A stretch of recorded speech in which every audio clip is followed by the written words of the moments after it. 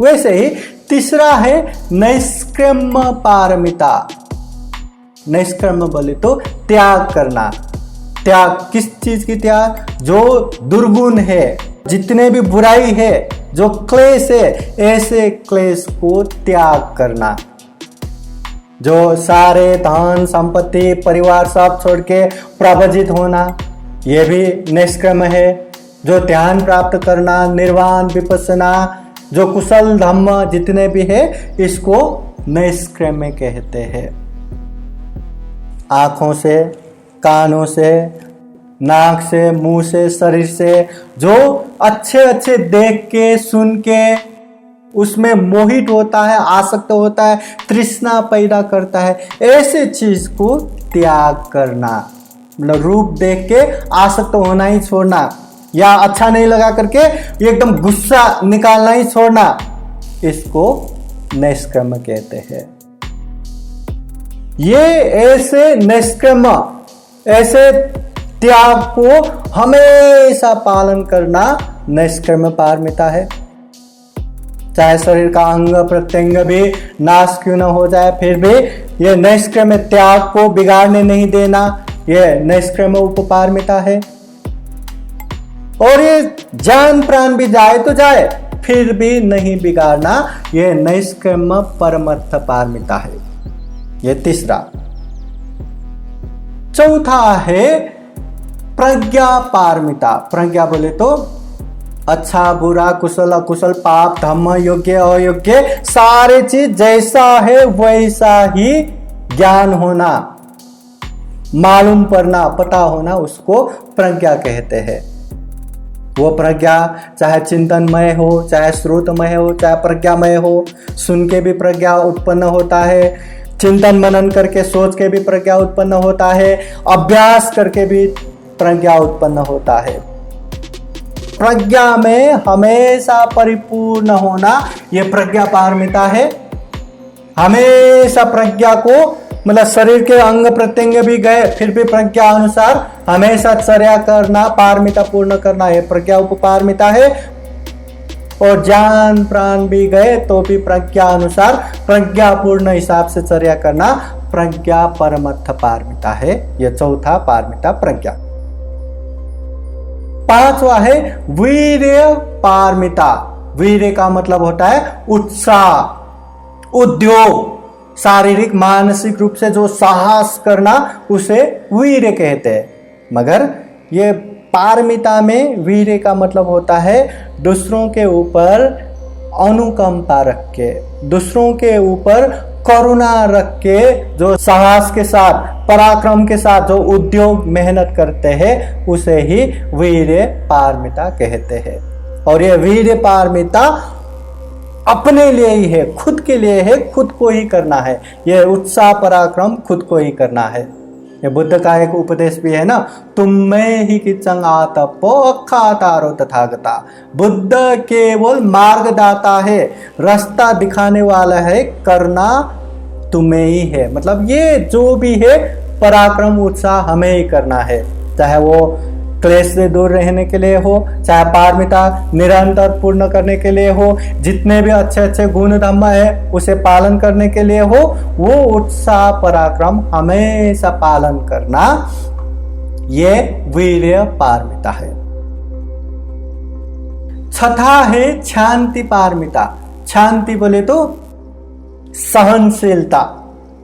सहनशीलता दो तरह से तथागत बुद्ध ने बताया है। एक धम्म निजानखंति, जो धम्म है, जो स्वभाव है, उसमें भी जो गुस्सा आता है, उसमें भी जो हर तरह से द्वेष उत्पन्न होता है, उसमें भी शांत भाव से सह के बैठना।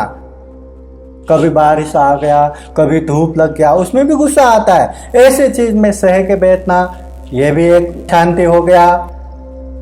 और दूसरा है अधिवास नखंती, अर्थात पता चला कि गुस्सा आ रहा है, तो वो जो गुस्सा आ रहा है उसको अंदर ही शांत से दमन करके बाह्य प्रकट न होना, मतलब सह के बैठना, उसे भी शांति कहते हैं। और शांति पारमिता में यही है, जितना भी गुस्सा आए, गुस्सा होने के अनेक वहाँ भावचर्या होता है, अनेक एक्टिविटीज होता है, तो वो सारे चीजों में हमेशा शांति बनाए रखना, मतलब गुस्सा को सह के बैठना, वो शांति पारमिता है।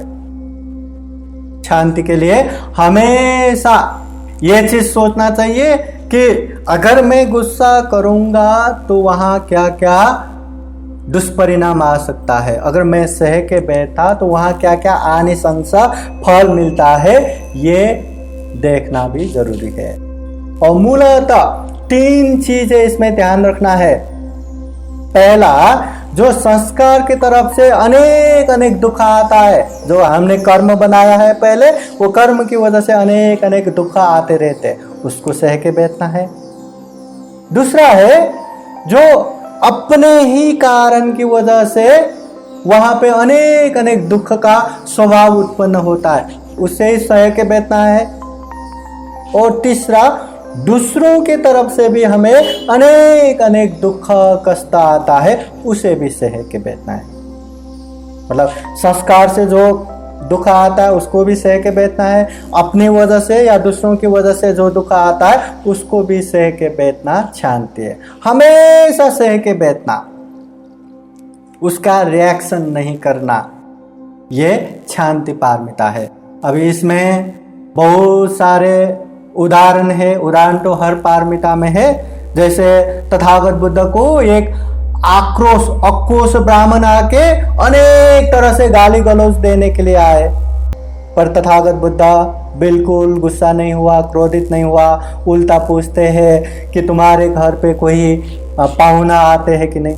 आते, आए तो कुछ खाने की चीज देते हैं कि नहीं? देते। अगर वो लोगों ने नहीं खाया तो क्या करेंगे? हम खुद खाएंगे। वैसे ही तुम भी पाहुने के रूप में यहाँ आए, तुमने मुझे अनेक चीज दिए, वो हम नहीं लेते, लेने और देने में हम नहीं पड़ते, इसलिए ये तुम्हें ही। मतलब ऐसा गुस्से का बिल्कुल भाव नहीं, इतना गाली गलौज दे रहा है। हमें किसी ने गाली दिया, गुस्सा किया तो क्या होगा? तो ऐसे कितना भी गुस्सा करने का मौका मिले, कितना भी, तो ऐसे समय में भी हमेशा अच्छे देख के शांत से रहना, ये शांति पारमिता है। एक पुण्य स्थविर है, तथागत बुद्ध के पास आके, मैं ऐसा सुनापरांत गांव में वर्षावास के लिए जाना चाहता हूँ। बुद्ध कहते हैं वहां के लोग तो बहुत बदमाश है, तुम्हें गाली दे सकते हैं। बोलते हैं पुण्य भिक्षु, अगर गाली दिया तो मैं समझूंगा वो लोग अच्छे हैं क्योंकि मुझे हाथ पात नहीं कर रहे। अगर हाथ पात किया तो फिर भी मैं समझूंगा अच्छे हैं क्योंकि शस्त्र अस्त्र प्रहार नहीं कर रहे। अगर शस्त्र अस्त्र प्रहार किया तो फिर भी मैं समझूंगा वो लोग अच्छे हैं क्योंकि मुझे जान से नहीं मार रहे। अगर जान से मार दिया तो फिर भी मैं समझूंगा वो लोग अच्छे हैं क्योंकि ये दुख का जो समुदय है, मेन कारण है, ये शरीर से मुझे मुक्ति दिया।